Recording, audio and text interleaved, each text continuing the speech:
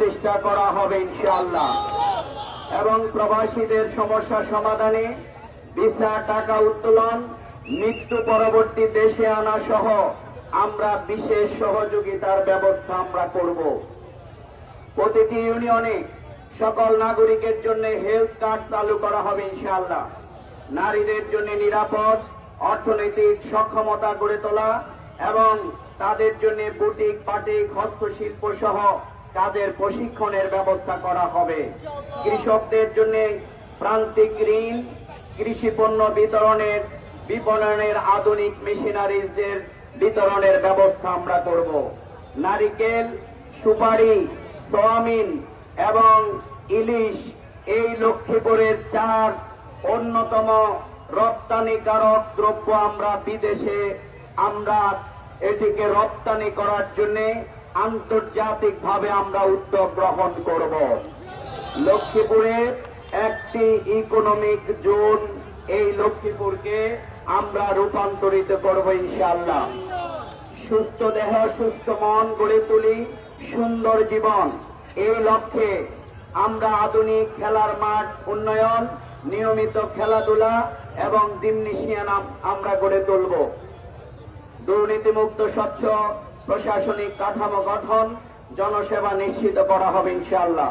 মেধার স্বীকৃতি স্বরূপ লক্ষ্মীপুরের জিনিয়াস লক্ষ্মীপুর অ্যাওয়ার্ড চালু করা হবে ইনশাআল্লাহ। এবং রাজনীতিবিদ, চিকিৎসক, সমাজসেবক, খেলোয়াড় এবং বিদেশ থেকে যারা টাকা পাঠান, রেমিটেন্স যোদ্ধা, সকল সেক্টরের ব্যক্তিদেরকে এই গোল্ডেন অ্যাওয়ার্ড প্রদান করা হবে। চরাঞ্চলের সোলার প্রজেক্ট চালু করে বিদ্যুৎ এবং পানির নিরবিচ্ছিন্নতা আমরা ব্যবস্থা করব। লক্ষ্মীপুরকে গ্রিন ও ক্লিন সিটিতে রূপান্তরিত করবার জন্য লক্ষ্মীপুরে আমরা 1 কোটি গাছ লাগানোর ব্যবস্থা করব ইনশাআল্লাহ। বন্যা এবং ঘূর্ণিঝড় রোধকল্পে বাঁধ নির্মাণ ব্যবস্থা, ড্রেনেজ ব্যবস্থা, খাল খননের ব্যবস্থা আমরা করব ইনশাআল্লাহ। প্রতিবন্ধী, অসহায়, তৃতীয় লিঙ্গের জন্য চিকিৎসা, কর্মসংস্থান, পুনর্বাসনের ব্যবস্থা করা হবে।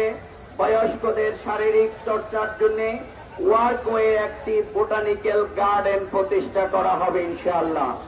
আমরা 5-0 পরিকল্পনার আওতায় গোটা লক্ষ্মীপুরকে আমরা সাজিয়েছি আলহামদুলিল্লাহ। ইনশাআল্লাহ খুব অল্প সময়ের মধ্যে আমাদের নির্বাচনী ইস্তেহার আমরা বিস্তারিতভাবে আপনাদের কাছে আমরা প্রকাশ করব এবং আমরা দেশ বিদেশে লক্ষ্মীপুরের মেধাবী সর্বস্তরের মানুষের পরামর্শ নিয়ে আমরা চূড়ান্ত একটি ইস্তেহার প্রকাশ করব ইনশাআল্লাহ। উন্নয়নের অগ্রযাত্রার আজকের এই র্যালি বাস্তবায়ন করতে গিয়ে আমাদের জনসাধারণের যে কষ্ট হয়েছে তার জন্য আমরা ক্ষমা চাচ্ছি, দুঃখ প্রকাশ করছি। আমার প্রিয় লক্ষ্মীপুরের জনগণ, পৃথিবীর যেখানেই আপনারা আছেন, আজকের এই সুন্দর আয়োজনে আপনারা আমাদের সাথে যুক্ত থেকেছেন। প্রশাসন, সাংবাদিক সহ সবাইকে আমরা